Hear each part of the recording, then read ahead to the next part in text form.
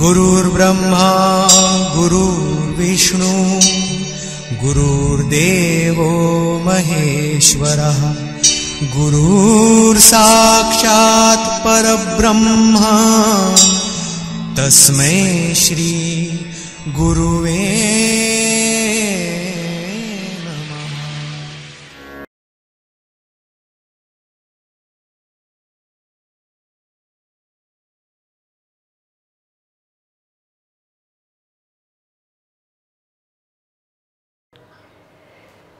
नमस्कार. श्री गुरुदैव दत्त, श्री गणेश दत्त गुरुभ्यो नमः. श्वासे श्वासे श्री दत्त नाम. ओम नवनाथाय नवनागाय नमः. सर्वप्रथम माझे स्वर्गीय माता पिता यांना मी वंदन करते. इंदोर स्थित माझे गुरुवर्य सद्गुरू अण्णा महाराज यांच्या चरणी लीन होते. आपल्या सगळ्यांचं या व्हिडिओत भाविक भक्तांचं मनपूर्वक स्वागत करते, अभिनंदन करते आणि तुम्हाला वंदन करते. आजचा आपला विषय नागपंचमीचे व्रत यावर आहे. हा विषय आपल्या पुढे हे व्रत कसं करायचे याची माहिती, अभ्यासपूर्ण माहिती, पौराणिक आधार असलेली माहिती आपल्या पुढे मी लवकरच ठेवणार आहे. पण तत्पूर्वी मी माझी ओळख तुम्हाला करून देते. माझं नाव गुरुश्री प्रिया मालवणकर. मी इंदोर स्थित दत्त माऊली दत्त संत सद्गुरू अण्णा महाराज यांची सुशिष्या असून त्यांच्याकडून मी आसनावरचा गुरुमंत्र आणि दत्तात्रेयांची शक्तिपात दीक्षा घेतलेली आहे. मी दत्त प्रवचनकार आहे. वेगवेगळ्या देवतांवरही मी अन्य प्रवचनं करत असते. माझी प्रवचनं मी विनामूल्य करते. त्याचं कोणतेही मानधन, येण्या जाण्याचा खर्च, राहण्याचा खर्च कसलाही मी आकारत नसते. त्यानंतर मी ज्योतिषशास्त्री, वास्तुतज्ञ आणि उपासना मार्गदर्शक आहे. म्हणजे आपल्या हिंदू धर्मसंस्कृतीतल्या देवदेवतांच्या उपासनांचा प्रसार करणे, भक्तिमार्ग वाढवणे हा माझा मूळ उद्देश असून त्याकरता ज्योतिष, वास्तू आणि उपासनेवर आत्तापर्यंत हा व्हिडिओ प्रसारित होईपर्यंत माझे 23 ग्रंथ प्रकाशित झालेले आहेत. त्यातले 23 पैकी 12 ग्रंथ हे वेगवेगळ्या देवतांच्या उपासनेवर आहेत. उदाहरणार्थ दत्त संप्रदाय, गणपती, कुबेर, शनिदेव, विठ्ठल, अशा शिव, अशा अनेक देवतांवर माझे ग्रंथ प्रकाशित झाले असून धार्मिक प्रकाशन संस्थेने माझे ग्रंथ प्रकाशित केलेले आहेत. आणि ह्या ग्रंथांचा खप संपूर्ण महाराष्ट्र, गोवा, कोकण, कारवार, मेंगळूर तसंच ॲमेझॉन ह्याच्यावर निरंतर होत असतो. आणि माझे सद्गुरू अण्णा महाराज, माझे दिवंगत आईवडील आणि माझ्या वाचकांचं प्रेम ह्याचा हा परिपाक आहे असं मी समजते. मुळात आपल्याकडे व्रत म्हणजे काय हेच माहिती नसतं. व्रत कशी करायची हेही माहिती नसतं. व्रतस्थ कसं राहायचं हेही माहिती नसतं. आणि कोणते व्रत कशासाठी करायचे ही माहिती देखील आपल्याला नसते. ह्याची धार्मिक आणि पौराणिक माहिती आपल्याला नसल्यामुळे एक परंपरा म्हणून आपण प्रत्येक सणाला किंवा देवदेवतांचे जे उत्सव असतात त्याला व्रत करत असतो असं मी पाहत आलेले आहे. नागपंचमीचं जे व्रत आहे त्याच्याबद्दलसुद्धा बहुतांशी लोकांना माहिती नाही आहे. हे नंबर 1. आणि दुसरी गोष्ट म्हणजे हे पूजन कशासाठी आपण करायचं, नागपंचमीचं व्रत आपण कशासाठी करायचं ह्याची माहिती देखील लोकांना नाही. नागपंचमीचं व्रत हे अत्यंत शीघ्रफलदायी असं व्रत असून हे व्रत नागाला अतिशय प्रिय व्रत आहे. हे व्रत तुम्ही केल्यानंतर तुम्हाला त्यातून प्रापंचिक जीवनात अनेक फायदे होत असतात.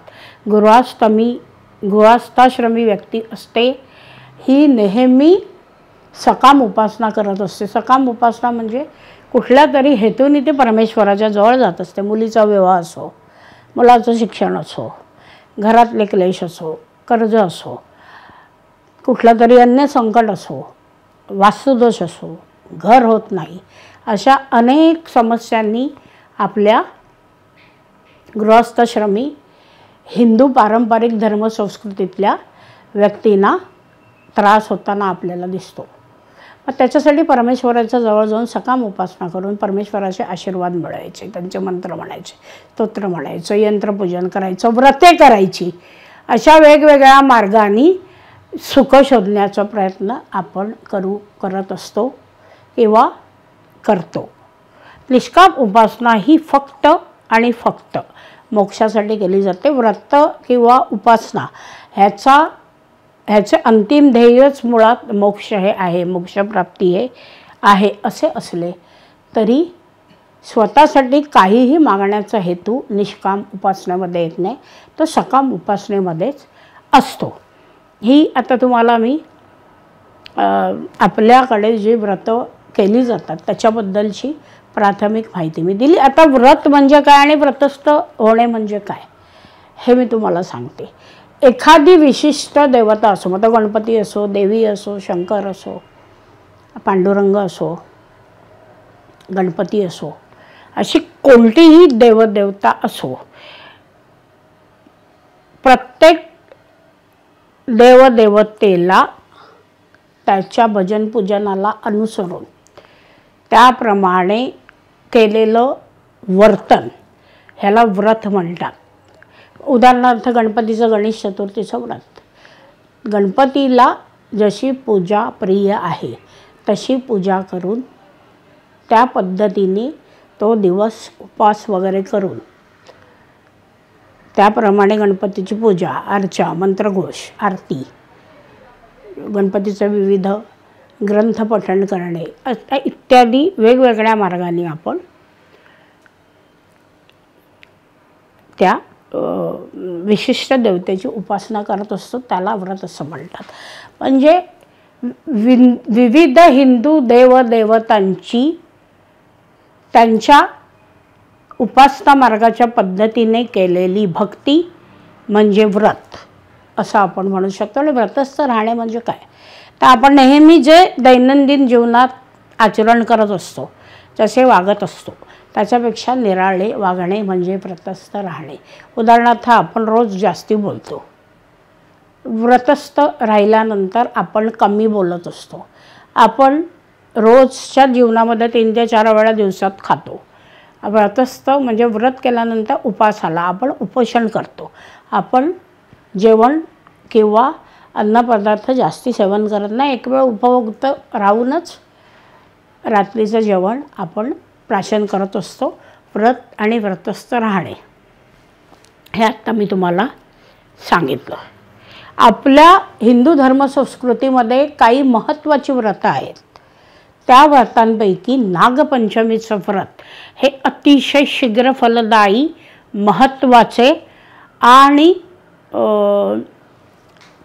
काय म्हणतात त्याला, आत्मिक आनंद देणारे आणि तुमची जी समस्या आहे त्या समस्याची पूर्ती करणारे असे हे व्रत आहे. मुळामध्ये नागपंचमीच्या व्रताकडे जाताना आपल्याला टप्प्याटप्प्याने काही माहिती घेत जावं लागेल. एकदम व्रत जर मी तुम्हाला सांगितलं तर तुम्हाला त्याच्याबद्दल काहीही समजणार नाही. त्यामुळे सर्वप्रथम आपण नागांची किंवा नागकुळ काय होतं ह्याची माहिती करून घेऊया. शंकरांनी नागाला धारण केलेलं आहे तुम्हाला माहिती आहे. कुबेर देवतेने केलेलं आहे. विष्णूंनी नागाची शय्या केलेली आहे, शेषनागाची, त्याच्यावर ते पहुडलेले आहेत. अनेक कालभैरवांच्या ज्या मूर्त्या आहेत त्याच्यावर नाग दिसतो. तुमचे विष्णूचे 4थे अवतार नृसिंह यांच्याही छोटा नाग बाळगलेला दिसतो. गणपतीनेही नाग धारण केलेला आहे. त्याच्यानंतर शांतादुर्गा देवी जी देवीचं एक रूप आहे, गोव्याची देवी, हिच्या दोन्ही बाजूला तुम्हाला नाग दिसतील. अशा विविध देवदेवतांनी नागाला धारण केलेलं आहे. सर्वप्रथम शिवलिंगाची जी पूजा आहे ती नागांनी केलेली होती, नागयोनीने केलेली होती. त्याच्यामुळे नागाला म्हणजे ह्या उपकाराची जाण ठेवून शिवशंकरांनी नागाला धारण केलेले आहे. आता नागकुळाची आपण माहिती घेऊया. तुम्हाला माहिती आहे नागकुळ हे ब्रह्मदेवापासून निर्माण झालेलं आहे. मुळात ब्रह्मदेवांना जे पुत्र होते सप्त ऋषी होते. या सप्त ऋषींपैकी जे मरीची ऋषी होते, ह्या मरीची ऋषींना काश्यप नावाचे एक सुपुत्र झाले. हे विद्वान असे ऋषी होते. या काश्यप ऋषींनी अदिती यांच्याशी विवाह केलेला होता आणि अदितीपासून त्यांना सगळे देव झालेले. त्याच्यानंतर त्यांनी अजून 2 विवाह केलेले. त्यातली एक पत्नी कद्रू तर दुसरी पत्नी वनिता अशी त्यांची नावं होती. ह्या ज्या कद्रू पत्नीपासून जे कुळ निर्माण झालं काश्यप ऋषींनी निर्माण केलं ते नागकुळ किंवा सर्पकुळ. आणि वनितापासून त्यांना गरुड झाला अशी पुराण ग्रंथांमध्ये आपल्याला कथा पाहायला मिळते. तर ह्या नागकुळाची जी राजधानी मुळात होती ती नागकुळाची राजधानी ही पाताळात होती आणि भोगवतीपुरी असं त्यांचं नाव होतं. आणि नागांपैकी नवनागांची सत्ता त्या भोगवतीपुरीमध्ये होती. आता नागाची पूजा पंचमीलाच का करायची, ह्याच्या मागे कुठलं शास्त्र आहे किंवा ह्याच्या मागची कथा कोणती आहे हे आता आपण पुढे व्हिडिओत बघणार आहोत. नागपंचमीच्या पूजनाची माहिती घेण्यापूर्वी नागाची पूजा ही पंचमीलाच का करतात ह्याची माहिती घेण्यापूर्वी सर्वप्रथम आपण नागपूजनाची परंपरा आपल्याकडे कधीपासून आहे ते जरा आपण बघूया. वर्षानुवर्ष आणि शतक परंपरेने नागाची पूजा आपल्या भारतवर्षात केली जाते. मी सांगितलं वेगवेगळ्या देवदेवतांनी नागाला धारण केलेले. शिवलिंगावर सुद्धा नाग असतोच, त्याचेही पूजन आपण करत असतो. पूर्वी प्राचीन काळी प्रत्येक गावाच्या वेशीवर एक नाग मंदिर असायचं किंवा पत्र्याच्या टाकावर नागाची मूर्ती करून त्याचं पूजन केलं जायचं. घरी मूर्त्या आणून त्याचं पूजन केलं जायचं. अशा पद्धतीने नागाचं पूजन हे काश्मीरमध्ये तर अनंत नाग म्हणून नागांची भूमी आहे. नागांची पूजा ही सर्वत्र केली जायची. त्याला अनेक कारणं होती. नागाची भीती दूर करण्यासाठी नाग आपल्याला दंश करेल अशी लोकांना प्राचीन काळी भीती असायची. ग्रामीण भागात राहणाऱ्या लोकांना ती जास्ती असायची. नागाने आपल्याला दंश करू नये, नागाचे आशीर्वाद आपल्याला प्राप्त व्हावे, आपल्याला निर्भयता प्राप्त व्हावी, आपलं कुळाचं नागाने रक्षण करावं, कोणालाही दंश करू नये, अशा कारणाने तेव्हा नागांची पूजा केली जायची. आणि नागाची पूजा, नवनागांची पूजा, त्यानंतर वेगवेगळ्या सणासुदीमध्ये नागपूजेला त्यावेळेला स्थान होतं. हा त्यावेळेचा प्राचीन काळ होता. त्याच्यानंतरही प्रत्येक महिन्याच्या शुद्ध आणि वद्य पंचमीला काही लोक उपोषण करून म्हणजे उपवास धरून नागाची पूजा करत असायचे. जी श्रावण महिन्यामध्ये पहिली शुद्ध पंचमी येते त्याला नागपंचमी असं म्हणतात. आणि नागपंचमी ही पंचमी तिथीमध्ये महापंचमी समजण्यात येते. प्रत्येक महिन्याला 2 पंचम्या येतात.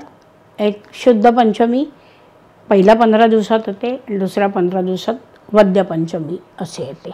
या पंचमी तिथीला नागाची पूजा आणि विशेषतः नागपंचमी ही जी श्रावण महिन्यात येते त्याला नागपंचमी म्हणतात. त्या महापंचमीला नागाचं मोठ्या प्रमाणावर सर्वत्र पूजन केले जाते. आता ही पंचमी तिथीचं नागपूजनात काय महत्त्व आहे हे मी तुम्हाला सांगणार आहे. हे जे काश्यप ऋषी होते. यांनी काश्यप संहिता म्हणून एक ग्रंथ लिहिलेला आहे. या ग्रंथामध्ये त्यांनी सर्पाचं आणि नागाचं दिनचर्या वगैरे याचं इतकं लहान लहान गोष्टींनी विवेचन केलेलं आहे की तुम्ही ते आश्चर्यचकित व्हाल. पण आजचा हा विषय नाही आहे. तर आजचा आपला विषय आहे पंचमी तिथीचं महत्त्व काय.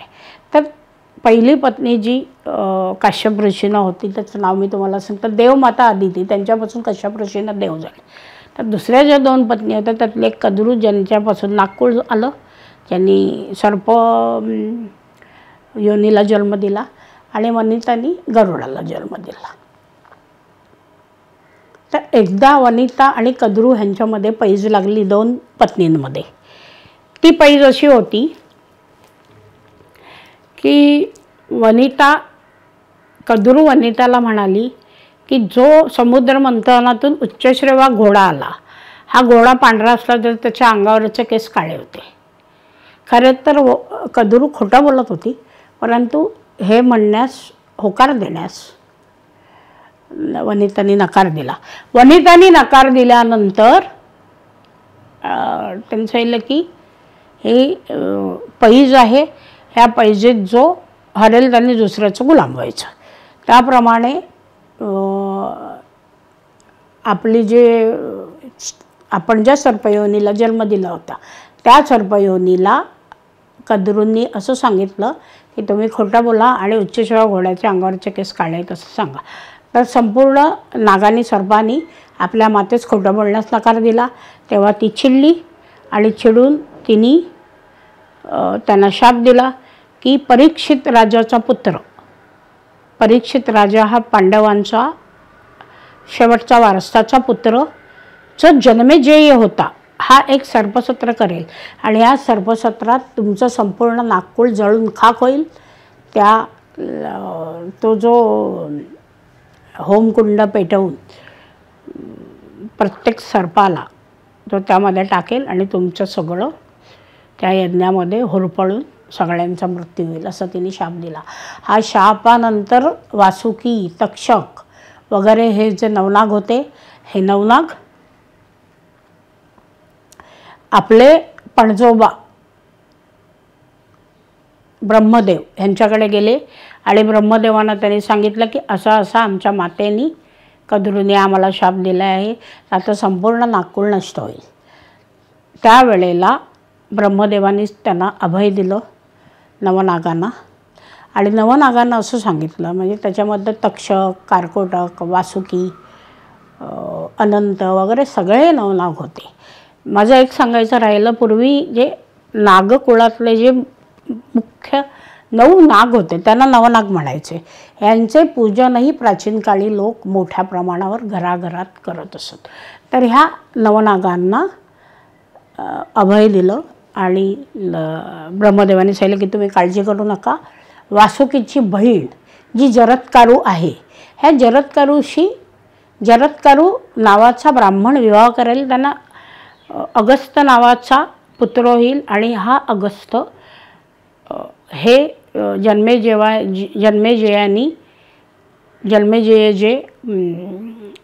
जो यज्ञ करेल सर्पयज्ञ, त्याला सर्पसत्रही म्हणतात, त्या सर्पसत्रातून नागकुळाचे रक्षण करेल, त्याला वाचवेल.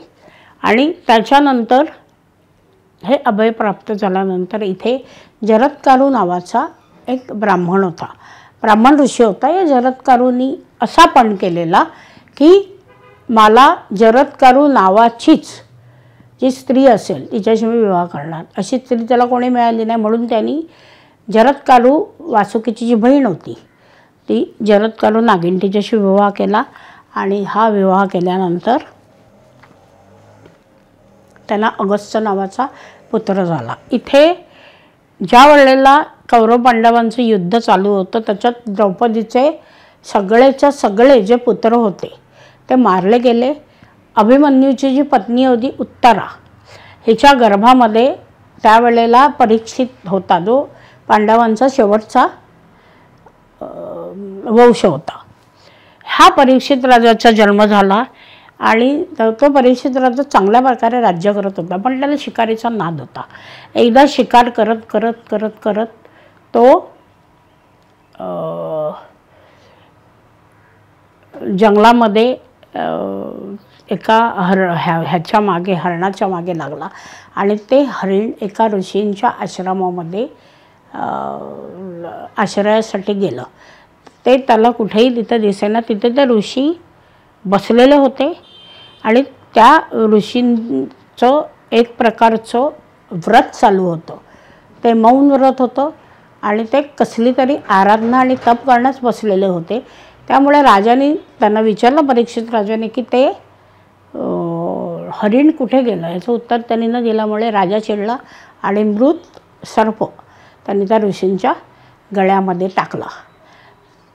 ते झाल्यानंतर त्या ऋषींचा पुत्र तिथे आला आणि ऋषींचा पुत्र आपल्या वडिलांचा अपमान केला म्हणून चिडला आणि त्यांनी शाप दिला की आजपासून मृत सर्प माझ्या वडिलांच्या गळ्यात घालून राजांनी उन्मत्तपणे माझ्या वडिलांचा अपमान केलेला आहे. माझे वडील हे तपस्वी आहेत, त्याच्यामुळे आजपासून 7व्या दिवशी परीक्षित राजाला सर्पदंशाने मृत्यू होईल. हे त्या ऋषींना कळल्यानंतर शौनक ऋषीचं त्यांचं नाव होतं. शौनक ऋषींनी ताबडतोब आपल्या एका माणसाला पाठवून राजाला, परीक्षित राजाला सांगितले की असा असा शाप माझ्या मुलांनी तुला दिला आहे. त्यामुळे परीक्षित राजांनी ताबडतोब सरोवरामध्ये काचेचा महाल उभा केला आणि त्यामध्ये ते राहू लागले, कारण सर्प हा काचेवरून घसरतो. तिथे राहिल्यानंतर शेवटचा 7वा दिवस आला. 7व्या दिवसाचा शेवटचा प्रहर, 7वा दिवस पूर्ण होण्यास बाकी असताना राजाला बोरं खाण्याची इच्छा झाली. खालून एक ब्राह्मण चालला होता. त्या ब्राह्मणाला त्यांनी बोलावलं आणि बोरं मागितली. त्या ब्राह्मणाने त्याला बोरं दिली. ती बोरं खात असताना त्याच्यामधून एक अळी निघाली. अळीचा तक्षक नाग झाला आणि तक्षक नागाने दंश करून परीक्षित राजाचा बळी घेतला आणि परीक्षित यांचा तिकडे मृत्यू झाला. या परीक्षितांना जन्मेजय नावाचा एक सद्गुणी पुत्र होता. त्याची कथा आता आपण पुढे बघूया. जन्मेजयाची कथा, जन्मेजय राजाची कथा, जो परीक्षिताचा पुत्र होता, ती सांगण्यापूर्वी एक महत्त्वाची गोष्ट तुम्हाला सांगायची राहिली. ज्या वेळेला नवनाग ब्रह्मदेवाकडे, आपल्या पणजवांकडे अभय मागण्यासाठी गेले, कधून त्यांना शाप दिलेला होता, ती तिथी पंचमी तिथी होती आणि त्या तिथीला ब्रह्मदेवानी सर्पकुळाला अभय दिलं होतं. त्यामुळे पंचमी ही तिथी नागांना प्रिय अशी तिथी आहे आणि त्यांना जीवदान देणारी तिथी भारतीय धर्मशास्त्रामध्ये समजण्यात येते. तर जन्मेजय राजा हा लहान होता जेव्हा परीक्षिताला तक्षक राजाने रचून त्याचा मृत्यू झाला. त्यावेळेला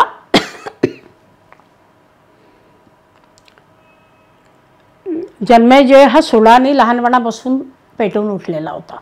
ज्या वेळेला तो वयात आला त्यावेळेला त्यांनी प्रतिज्ञा केली की माझ्या निरपराध वडिलांना दंश करून तक्षक राजांनी ठार मारलेलं असल्यामुळे, तक्षक राजा हा त्याला हवा होता, जो नवनागांपैकी एक होता, तर ते तक्षक नाग आणि पूर्ण नागकुळाचाच मी विध्वंस करणार, कारण माझ्या निरपराध व्यक्तीची हत्या तक्षकाने केलेली. खरं तर तक्षकाने ह्याला दंश केलेला होता राजा परीक्षिताला. बाकीचं संपूर्ण जे सर्पकुळ किंवा नागांचं कुळ होतं हे निरपराध होतं.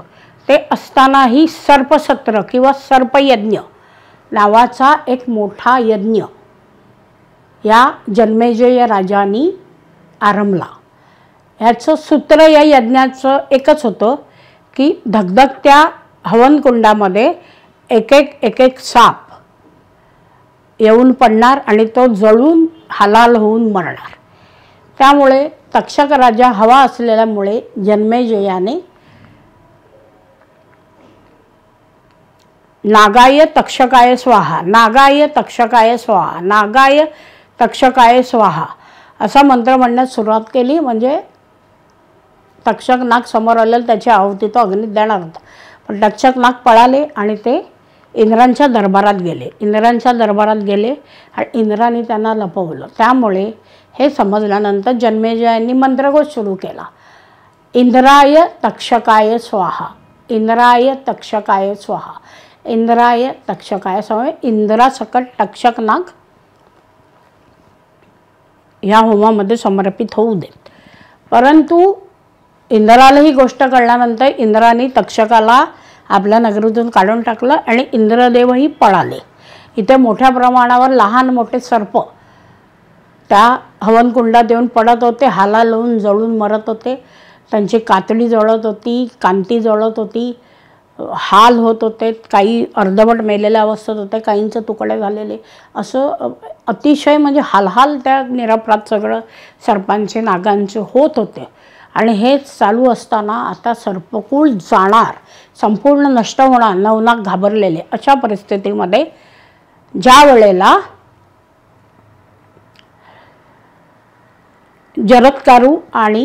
जरत्कारू नागिन वासुकीची बहीण यांना जो पुत्र झालेला अगस्ती मुनी, हे अगस्ती मुनी ब्रह्मदेवाच्या आशीर्वादाप्रमाणे आणि वचनाप्रमाणे तिथे हजर झाले आणि त्यांनी कसं बसं ते सर्पसत्र रोखलं. जन्मेजयाला त्यांनी रोखलं. ह्याचं कारण त्यांनी जन्मेजयाला सांगितलं की हे नाग आणि सर्प सगळे निरपराध आहेत, ह्यांना मारून काही उपयोग नाही, ह्यांना तू मारू नकोस, ह्यांना तू अभय दे. हे मोठा दोष तुला लागलेला आहे या सगळ्यांना मारल्यामुळे. काय झालं, सगळे सर्प आणि नाग त्या अग्निकुंडात अर्धवट अवस्थेत मेलेले होते. काहींची कांती जळालेली होती, त्यांच्या कांतीची आगाग जळजळ होत होती, हालहाल होत होते. आणि सगळ्या नागकुळाचे शाप एकतर तक्षकाने दंश केलेला परीक्षिताला, परंतु अख्ख्या नागकुळाचे शाप जन्मेजय राजाला लागले. त्यामुळे जन्मेजय राजाला 3 पिढ्यांना दोष लागला. 3 पिढ्यांना दोष लागला. पितृदोष लागला, सर्पदोष लागला. त्याच्या परीक्षित राजा म्हणजे त्याच्या वडिलांना गती मिळत नव्हती, त्याच्या पितरांना गती मिळत नव्हती आणि संपूर्णपणे त्यांचं कुळ उद्धारा वाचून रखडलं. आणि हे झाल्यानंतर मग त्यावेळेला श्रीकृष्णाने युधिष्ठिराशी एकदा वार्तालाप म्हणजे बोलताना सांगितलेलं होतं की 100 वर्षांनी परीक्षिताचा पुत्र जन्मेजय एक सर्पसत्र करेल आणि या सर्पसत्रामध्ये अख्खं नागकुळ होरपळून मरायची वेळ येऊन ठेपेल. आता एवढं सगळ्या नागांची सर्पांची मोठी हत्या झालेली, मोठा नागदोष लागलेला, सर्पदोष लागलेला. मग जन्मेजय राजाला नागपंचमीचं व्रत करायला सांगण्यात आलं आणि त्यांनी नागपंचमीचं व्रत केलं.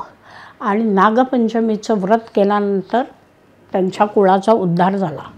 सगळे जे मेलेले गेलेले कुळामध्ये होते त्यांना गती मिळाली. परीक्षित राजा जे त्याचे वडील होते त्यांना गती मिळाली. जो पितृदोष, सर्पदोष, नागदोष लागलेला हा सगळा नष्ट झाला आणि त्या राज्याची भरभराट झाली त्याच्यामुळे, नागपंचमी व्रतामुळे. आणि हे व्रत केल्यानंतर त्याला नंतर मोक्षप्राप्ती आणि सर्वलोक प्राप्त झाला. राजा परीक्षितालाही झाला आणि त्यांच्या कुळातल्या सगळ्या गतप्राण झालेल्या, मेलेल्या गेलेल्या सगळ्या लोकांना चांगली गती मिळाली. परीक्षिताला चांगली गती मिळाली आणि जन्मेजयालाही चांगली गती मिळाली. आणि हे जे सर्पयज्ञ होतं त्या सर्पयज्ञ केल्याचा जो दोष होता त्याच्यापासून जन्मेजयाची मुक्तता झाली. असं नागपंचमी व्रताचे महात्म्य आणि पंचमी तिथीचं हे महात्म्य आहे. आता नागपंचमीचं व्रत आपण कशासाठी करायचं, नागपंचमीचं व्रत कशासाठी केलं जातं हे प्रामुख्याने मी तुम्हाला आता सांगणार आहे. नागपंचमीचं व्रत कुळाचा उद्धार होण्यासाठी केलं जातं. आपल्या संततीला दीर्घायुष्य प्राप्त होण्यासाठी केलं जातं. संततीला अपमृत्यूचा योग असेल तर तो योग हे व्रत केल्याने टळतो. त्याच्यानंतर आपल्या ज्या संतती आहेत या संततींना मोठा आजार होऊ नये कुठलाही, ह्याच्यासाठी हे व्रत केलं जातं. ज्यांना संतती होत नाही अशा जोडप्यांनीही नागपंचमीचं व्रत करायचं असतं. नागपंचमीचं व्रत केल्यानंतर कालसर्प योगाचा दोष नष्ट होतो. त्रिपिडी श्राद्ध करावं लागत नाही. त्याच्यानंतर नागपंचमीचं व्रत केल्यानंतर पितृदोष नष्ट होतो. तुमच्या पितरांना चांगली गती मिळते, तुम्हाला चांगली गती मिळते, तुमच्या संततीला दीर्घायुष्य निरोगी आयुष्य प्राप्त होतं, त्यांना चांगली गती मिळते. आणि नागलोकाचा संपत्तीवर अधिकार आहे. नाग हे संपत्तीचं प्रतीक आहे. नाग आणि सर्प हे निसर्गाचं रक्षण करतात. पूर्वी प्राचीन काळी म्हणूनही त्यांची पूजा करायचे. तर हे नाग किंवा जे सर्प असतात हे भरभराटीचे, लक्ष्मीदायक आणि संपत्तीचे कारक असल्यामुळेही नागपंचमीचं आणि नागांचं व्रत केलं जातात. आता मी मगाशीच तुम्हाला सांगितलं, प्रत्येक महिन्याला शुद्ध आणि वद्याच्या 2 पंचम्या येतात. ह्याला नागपूजन करायचं असतं. हे नागपूजन आपल्याला काही पितरांचा दोष असेल हे नष्ट करण्यासाठी केलं जातं. तर जी महापंचमी असते नागपंचमी, ह्याला नागाचं पूजन कसं करायचं, हे तर कशासाठी करायचं हे मी तुम्हाला सांगितलं. आता हे पूजन कसं करायचं हे मी तुम्हाला सांगते. श्रावण महिन्यातल्या पहिल्या 15वण्यात जी शुद्ध पंचमी येते ती नागपंचमी ही महापंचमी असते. पंचमी तिथीला नागांना नागकुळ नष्ट होण्यापासूनचा ब्रह्मदेवांचा आशीर्वाद मिळून नागकुळ बचावलं. त्यामुळे नागांना अतिशय प्रिय असणारी अशी ही तिथी आहे. प्राचीन काळाच्या 3 कथा आहेत त्या तुम्हाला थोडक्यात सांगते. एक आहे ती कालिया नावाच्या सर्पाचं जे श्रीकृष्णाने यमुनेच्या डोहामध्ये मर्दन केलेलं, ती कथा आहे. हा कालिया नावाचा जो सर्प होता ह्याचं विष भयानक हलाहल होतं आणि तो तर डोहात असल्यामुळे कोणीही तिथे गोपी शक्यतो जात नसत. कारण त्याच्यापासून जीवाला धोका आहे, तो दंश करेल, तो मारेल, तो विळखा घालेल अशी भीती त्यांना वाटायची. एक दिवस या कालियाचं खोड मोडायचं श्रीकृष्णाने बालश्रीकृष्णाने ठरवलं आणि यमुनेच्या डोहात जाऊन त्यांनी कालियाचं मर्दन म्हणजे कालियाचा जो फणा होता डोक्यावर त्याच्यावर नाचून त्याचं मर्दन केलं. त्याला पाण्यामध्ये अक्षरशः लोळवलं. ह्याला कालिया मर्दन असं म्हणतात. आणि हा दिवसही पंचमीचाच असल्यामुळे नागपंचमीला नागांचं पूजन किंवा पंचमीला पूजन नागांचं केलं जातं. आणि सगळ्या गोप्यांना असं वाटलं की यमुनेच्या डोहामध्ये बालश्रीकृष्ण गेला आहे आणि कालियाने त्याचं रक्षण केलं की काय, म्हणून त्याला घाबरणाऱ्या सगळ्या गोपींनी आपल्याला निर्भयता प्राप्त व्हावी, या सर्पापासून अभय प्राप्त व्हावं म्हणून त्याची त्या दिवशी पूजा केलेली होती. दुसरी जी कथा आहे ती शेतकऱ्याची कथा एक सांगितली जाते आपल्याला, की एक शेतकरी होता. त्यांनी शेत नांगरताना नांगराच्या खाली सर्पाची पिल्ले आली आणि ती मृत झाली. त्यामुळे सर्पाने चिडून त्या संपूर्ण शेतकऱ्याच्या कुटुंबाचा दंश करून अंत केला. त्याची जी एक मुलगी होती तिचा विवाह झालेला होता आणि ती आपल्या सासरी राहत होती. त्यांना शोधत हा सर्प ज्या वेळेला त्या मुलीच्या घरी गेला, सासरी गेला, तर ती नागाची पूजा करत असल्याचं त्याला दिसून आलं. त्यामुळे नागाने प्रसन्न होऊन तिला आशीर्वाद दिले आणि तिला अभय दिलं आणि तिच्या घरीचे सगळे माहेरी मृत झालेले होते ह्यांना अभय दिलं, यांना जिवंत केलं. अशी एक कथा आहे म्हणून नागांचं पूजन केलं जातं. दुसरी नागपंचमीच्या संबंधित किंवा पंचमीच्या संबंधित तिसरी कथा अशी आहे की पृथ्वीवर तेव्हा अराजक माजलेलं आणि तक्षक नागाला परमेश्वरांनी पृथ्वी लोकावर पाठवलं. तिथे त्यांनी नागांची आणि सर्पांची मोठी मांदियाळी निर्माण केली आणि पुढे लोक आपल्याला निर्भयता प्राप्त व्हावी म्हणून नागांचं पूजन करायला लागले भीतीच्या पोटी. अशी एक कथा आहे. परंतु मी तुम्हाला जे पंचमी तिथीचं महत्त्व सांगितलं आणि जे नागकुळाची जी तुम्हाला मी माहिती दिली आणि पंचमीला का नागपूजन केलं जातं ही फार महत्त्वाची आहे आणि ती खरी आहे. आपल्याकडे नागपंचमीचं व्रत हे कशासाठी केलं जातं असं सांगतात की आपली जी संतती आहे त्या संततीला दीर्घायुष्य प्राप्त व्हावं किंवा संतती होत नसेल तर ते करावं असं सांगितलं जात नाही. नागाला स्त्रियांनी भाऊ मानलेला आहे म्हणून नागांचं पूजन आपलं रक्षण करण्यासाठी त्या करतात. हा गैरसमज आहे, ही अंधश्रद्धा आहे, यामध्ये काही तथ्य नाही. नागाचं पूजन हे फक्त नागपंचमीचं पूजन स्त्रियांनीच करायचं असतं किंवा स्त्रियांनी केलं पाहिजे असा कुठलाही नियम नाही. नागपंचमीचं पूजन ज्या जोडप्यांना संतती होत नाही असेही करू शकतात आणि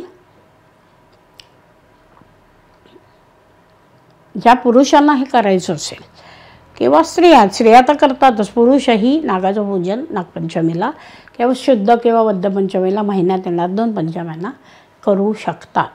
करण्यास कोणतीही हरकत नाही.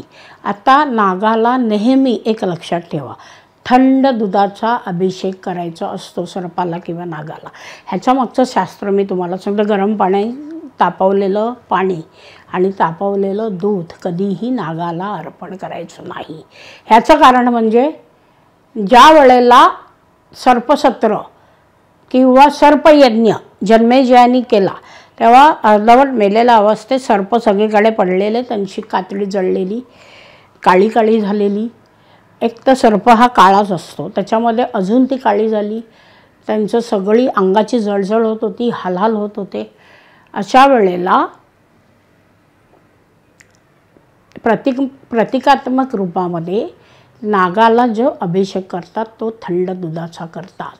नागाला दूध, सर्पयोनीला दूध हे खूप प्रिय आहे, ते दूध पितात, त्यामुळे दूध हे खूप प्रिय आहे. आणि ज्या वेळेला जन्मेजयांनी नागपूजन केलं तेव्हा त्यांनी थंड दुधानेच नागाला अभिषेक केला होता. आता नागपंचमीचं व्रत कसं करायचं हे मी तुम्हाला सांगते. त्यामुळे थंड दूध नेहमी आपण सर्पाला अर्पण करायचं असतं. त्याच्यामागचं हेच एक महत्त्वाचं कारण आहे. नागाला प्रसन्न करायचं आहे आपल्याला, त्यामुळे नागाला सुगंधी गोष्टी अर्पण करायच्या असतात. सुगंध हा नागाला खूप प्रिय आहे, एवढं लक्षात ठेवा. सर्पयोनीला आणि नागाला सुगंध खूप प्रिय आहे. सर्पाने आपलं सुगंधाने बेधुंद होऊन ही सर्पयोनी किंवा नागयोनी डोलत असते. आता सर्प आणि नागातला फरक काय आहे तर साप आणि नाग ह्या 2 त्या सर्पकुळातल्या नागकुळातल्या प्रजाती आहेत किंवा जाती आहेत. नाग असतो, नागाला फणा असतो, नाग डोलीत राहतो, नाग काट टाकत नाही. सर्प असतो, हा वारुळात राहतो. सर्प हा सरपटत चालतो आणि सर्प काट टाकतो. ह्या 3 गोष्टी आहेत. नाग काट टाकत नाही, हा दोघांच्या ह्याच्यामधला फरक आहे. दोघंही दंश करत असतात, दंश करूनच ते आपलं स्वतःचं संरक्षण किंवा समोरच्या व्यक्तीवर सूड घेत असतात. शक्यतो सर्पयोनी ही आशीर्वाद देणारी आहे. नागयोनी तुम्ही त्यांच्या वाट्याला गेला नाहीत, म्हणजे मी ग्रामीण भागात खूप सर्प असतात ते सांगते, तर ते दंश करत नाहीत. ग्रामीण भागात सर्पदंश खूप होतात, कारण नाग किंवा सर्प आपल्याला दंश करायला या भीतीने लोक काठीने मारणं किंवा असले प्रकार करतात, फेकून देणं, त्याच्यामधून ह्या गोष्टी होत असतात. आता आपला आत्ताचा विषय आहे नागपंचमीचं व्रत. तर नागपंचमीचं व्रत हे श्रावणातल्या पहिल्या पंचमीला करायचं. पंचमी तिचं महत्त्व मी तुम्हाला सांगितलेलं आहे. त्याच्यासाठी तांब्याची, पितळेची, नागाची मूर्ती किंवा चांदीची अगदी स्वस्त छोटी मूर्ती तुम्हाला मिळू शकते. आपल्याला सर्वसाधारण कुळाच्या उद्धारासाठी वगैरे नागाचं पूजन करायचं असेल तर एकच नागाची छोटी मूर्ती तांबं, पितळ किंवा चांदीची तुम्ही घेऊन यायची. तुम्हाला जर का संतती होत नसेल, संततीची प्राप्ती करून घ्यायची असेल तर नवरा बायको उभयतांनी दोघांनीही नागाची पूजा करायची. त्याला नाग नागिन ह्यांची जोडी घरात आणून त्याची पूजा करायची. मातीचाही नाग मिळतो, परंतु हल्ली चांदीचाच छोटा नाग आणून लोक त्याची पूजा, मातीचाही नाग मिळतो, तांबे पितळेचा मिळतो, हे मी आधीच सांगितलं. तर ज्यांना संतती हवी अशांनी नागनागिणीची जोडी ठेवायची आणि त्याची पूजा करायची. ज्यांना गतजन्मीचा काही सर्पाचा वगैरे दोष आहे, सर्पहत्येची वगैरे पत्रिका आहे, अशी पत्रिका जर असेल तर तुम्हाला नागनागिण आणि तिची पिल्लं अशी पूजा नागपंचमीला करायची असते. आता अर्थात तुम्हाला सर्पशाप आहे की नाही हे तुम्हाला कळणार नाही, जाणकार ज्योतिषाकडून ते जाणून घ्यावं. आणि हे सगळं ह्याची उकल होत नसेल तर सरळ नागाची एकच मूर्ती ठेवून त्याची पूजा तुम्ही केली तरी चालेल. त्यांनी अनेक गोष्टींचा, वाईट गोष्टींचा निकाल लागू शकतो. तर सर्प आणल्यानंतर घरामध्ये नागपंचमीला सर्पाची मूर्ती आणल्यानंतर त्याची पूजा तुम्ही पुढीलप्रमाणे करायची आहे. हां, आता नागपंचमीच्या व्रतासाठी कोणती सामुग्री कशी वापरायची याची माहिती पहिल्या टप्प्यात मी आता तुम्हाला देणार आहे. आणि मग हे व्रत कसं करायचं ह्याची माहिती मी तुम्हाला त्यानंतर देईन. नागपंचमीच्या पूजेला किंवा शुद्ध आणि वद्ध ज्या पंचम्या दर महिन्याला येतात त्याला जे नागपूजन करायचं असतं त्याची सामुग्री किंवा साहित्य हे सारखंच आहे. नागपंचमीच्या व्रतावरच जोर देऊन आज मी बोलणार आहे. तरी शुद्ध आणि वद्ध पंचमीला जर तुम्हाला पंचमीचं व्रत नागांच्या आशीर्वादासाठी करायचं असेल तर तेही तुम्ही करू शकता. हा त्याच्यामागचा सांगण्यामागचा माझा उद्देश आहे. तर नागपंचमीच्या पूजेसाठी जास्तीत जास्त सुगंधी पूजन सामुग्री वापरायची, कारण नागाला आणि सर्पाला सुगंध अतिशय प्रिय आहे. सुगंधाने नाग आणि सर्प प्रसन्न होऊन जे पूजा करत असतात त्यांना मनोमन आशीर्वाद देत असतात. तर पूजेसाठी सामुग्री अशी थंड दूध पाणी मिक्स, म्हणजे दोघांचं मिश्रण, दूध आणि पाणी थंड. त्याच्यानंतर मोगऱ्याची सुगंधी फुलं, मोगरा, केवडा किंवा पिवळा चाफा या तीनपैकी कोणतीही फुलं तुम्ही पूजेसाठी वापरू शकता. सुगंधी चंदन, सुगंधी गंध, त्याच्यानंतर केवड्याचं अत्तर. नागपूजनासाठी तुपाचा 2 वातींचा दिवा, सुगंधी केवड्याची उदबत्ती आणि केवड्याचाच धूप, अशी सगळी ही जी सामुग्री आहे ती सुगंधी घ्यायची.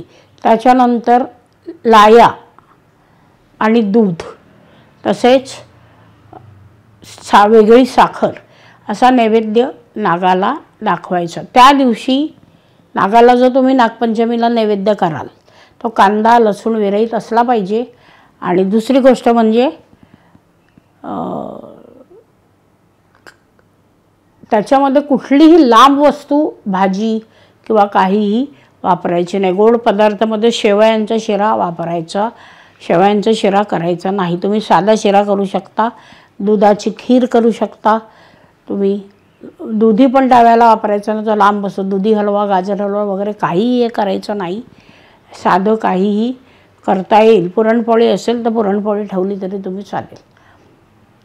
आणि हे सगळं पूजा झाल्यानंतर नागाला दाखवायचं. आता नागाची पूजा कशी करायची आणि त्याचे मंत्र कुठले आहेत.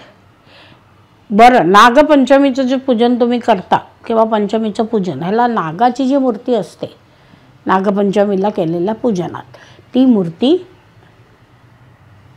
तुम्हाला विसर्जन करावीच लागते. ती सूर्यास्ताच्या आधी करायची असते.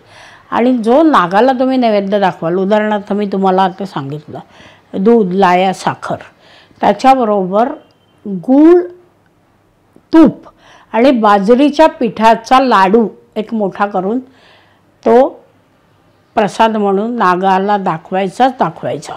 कारण नागाला बाजरीचं पीठ अतिशय आवडतं, सर्पाला बाजरीचं पीठ अतिशय आवडतं. ह्या 2 गोष्टी लक्षात ठेवायला. लांब वस्तू, कारण त्यावेळेला जन्मेजयांनी जे सर्पसत्र केलं त्यांचे साप होते ते लांब होते, ते तडफडून मेलेले आहेत. आणि जेव्हा आपण थंड दुधाने त्यांना अभिषेक करतो तेव्हा त्या जळलेल्या कांतीला गारवा येतो, त्यांना बरं वाटतं, त्यांना हायसं वाटतं, त्यांना छान वाटतं. हा त्याच्यामागचा प्रतिकात्मक उद्देश आहे. तर तुम्हाला मी नागांच्या मूर्त्यांच्याही पद्धती सांगितल्या. चांदीची मूर्ती महाग येत नाही, घाबरण्याचं कारण नाही. 150 पासून 200 पर्यंत मिळते. त्यात साधी तुम्ही तांब्या पितळ्याची आणली तरी चालेल. 10-20 रुपयात तुमचं काम होऊ शकेल. गरीब माणसालाही व्रत निसंकोचपणे करता आलं पाहिजे, त्याच्यावर कुठलंही दबाव येता कामा आर्थिक नाही, असं माझं स्वतःचं वैयक्तिक मत आहे. तर नागपंचमीच्या दिवशी तुम्हाला उपास ठेवायचा आहे. जर तुमची मृत संतती जन्माला येत असेल, संतती झाल्यावर जगत नसेल, अल्पायू संतती असेल, तरीही हे व्रत करता येतं. मी मगाशीच सांगितलं कचाकचीसाठी करायचं. नागपंचमीचं व्रत हा कुळाच्या उद्धारासाठी, स्वतःच्या उद्धारासाठी, पितृदोष, कालसर्पयोग, सगळ्या प्रकारचे जे हे बाधा आहेत त्याच्यातून, त्रिविध तापातून मुक्तीसाठी आपण करायचं असतं. त्या दिवशी उपास धरायचे. जर आपण एकटे करत असू तरी उपास धरायचा. आपण आपल्या नवरा किंवा बायको ह्या उभ्या हातांनी केला तरीही उपास धरायचा. नागपंचमीचा कडक उपास करायचा असतो. तो साधासुद्धा उपास नाही. सकाळी काहीही खायचं नाही, फक्त पाणी प्यायचं. पाणी प्यायल्यानंतर तुम्ही नागाची जी मूर्ती आणलेली आहेत ती नागाची मूर्ती पूजेसाठी कशी ठेवायची? पाटावर लाल किंवा पांढरा कपडा अंथरायचा, त्याच्यावर तामण ठेवायचं, तामणावर तांदूळ ठेवायचे, त्याच्यावर नागाची मूर्ती किंवा मूर्त्या जे काय आपण आणलेलं असू तर ठेवायचं. मी इथं नागाची मूर्तीच म्हणते, ठेवायचं. त्याच्यानंतर नागाला हळद कुंकू वाहताना मस्तकावर व्हायचं, कारण ते त्याच्या डोळ्यात गेलं तर नागाला त्रास होतो, सर्पाला त्रास होतो. ते जिवंत आहेत, अशाच पद्धतीने त्यांचं पूजन आपण करायचं आहे. तर त्यांना हळद कुंकू, त्यांना आधी मूर्ती आणल्यानंतर त्या मूर्तीला अभिषेक करायचा, थंड दूध आणि पाण्याचा. त्याच्यासाठी मंत्र असे आहेत: ओम नवनागाय नमः, ओम सर्पभ्यो नमः, ओम नागाय नमः. ह्यापैकी तुम्हाला जो आवडेल तो मंत्र तुम्ही पूजा करताना सतत म्हणत राहायचा. नाग जे आहेत त्या नागांना पूजा करत असताना, अभिषेक करत असताना तो जिवंत अशी मनात आपल्या भावना असली पाहिजे. हे मी परत परत तुम्हाला सांगते. तुम्हाला 9 नागाच्या मूर्त्या आणूनही त्याची पूजा करता येते, त्याला नवनाग असं म्हणतात. आणखीन मंत्र म्हणत म्हणत नागावर दूध पाण्याचा अभिषेक करायचा. दूध पाण्याचा अभिषेक केल्यानंतर थंड दूध पाण्याची मूर्ती स्वच्छ पुसायची.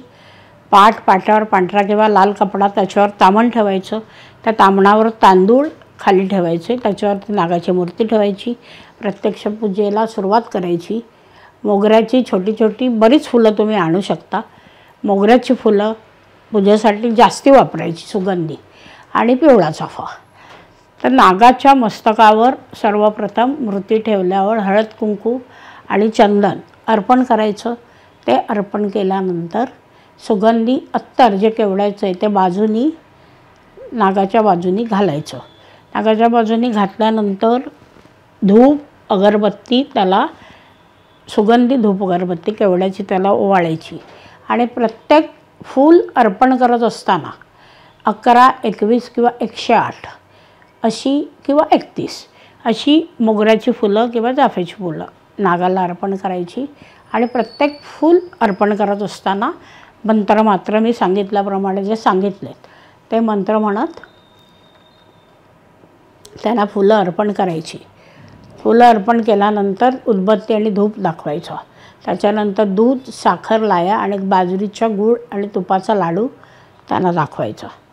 ते झाल्यानंतर नागाला मनोभावे नमस्कार करून नवनाग स्तोत्र जे आहे ते स्तोत्र 9 वेळा म्हणायचं. ओम अनंतम वासुकी शेषम पद्मनाभम च कंबलम शंखपालम च धूतराष्ट्रम तक्षकम कालियाम तथाम एतानी नवनामानी नागा नाम च महात्मनाम सायंकाले पठे नित्य प्रातकाले विशेषतः तस्य विष भयम नास्ति सर्वत्रम विजयी भवेत. अशा पद्धतीने हे नवनाथ स्तोत्र तुम्हाला बाहेरही मिळतं. त्या नवनाथ स्तोत्रांमध्ये नवनागांची नावं आहेत. ते 9 वेळा स्तोत्र म्हणायचं. मनोभावे नमस्कार करायचा, नैवेद्य दाखवायचा मी आत्ता सांगितलेला. आणि त्याच्यानंतर एकदा पितृपीडा निवारक स्तोत्र नागासमोर म्हणायचं. म्हणजे पितरांचे काय हे असेल तर ती नष्ट होते. ही तुमची झाली घरची पूजा. घरी नैवेद्य दाखवायचा, आपला घरी केलेला असतो तो. शिवराक जेवणाचा नैवेद्य दाखवायचा. लांब वस्तूंचा वापर काही त्यात करायचा नाही. गोड पदार्थातही नाही. मी तुम्हाला आधीच सांगितलं. त्याच्यानंतर देवळात जायचं आणि देवळात जाऊन मी मगाशी तुम्हाला सांगितल्याप्रमाणे नागावर दूध पाण्याने अभिषेक करायचा, मनोभावे नमस्कार करायचा.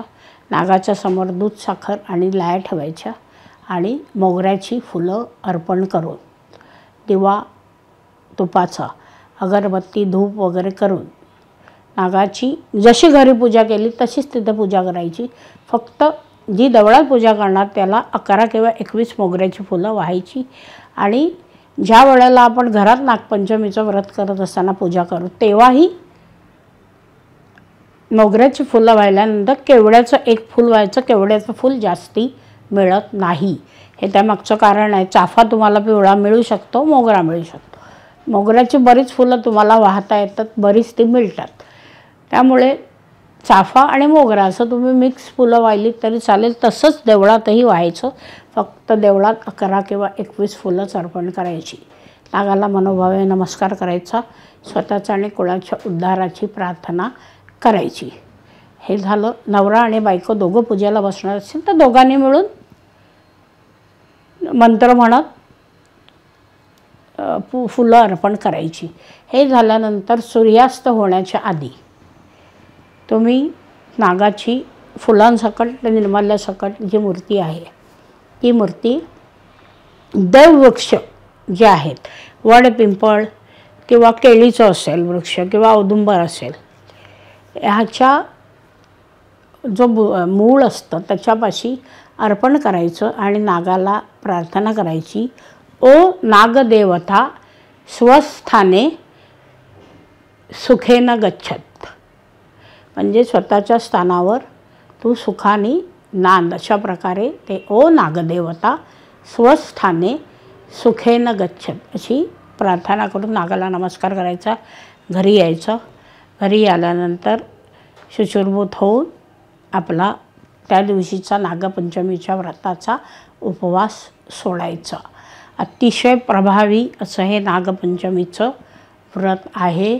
हे व्रत तुम्ही किती काळ करायचं आता हा तुमच्या मनात प्रश्नच. तर नागपंचमीचं व्रत हे तुम्ही निरंतर करत राहायचं. तुम्ही जिवंत असाल तोपर्यंत.